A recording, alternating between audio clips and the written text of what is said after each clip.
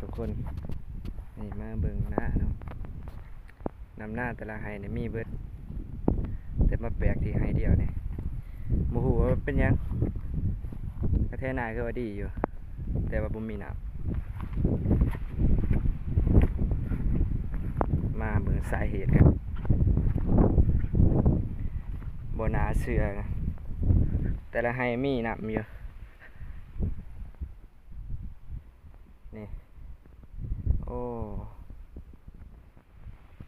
มันมีหูอยู่กลางไห้หน้าขนาดก็ดีอยู่แต่เป็นดินหยุกอยู่กลางไห้หน้านี่น้ำมันลงทางนี้มืดโอ้ไม่ใช่อยู่กัน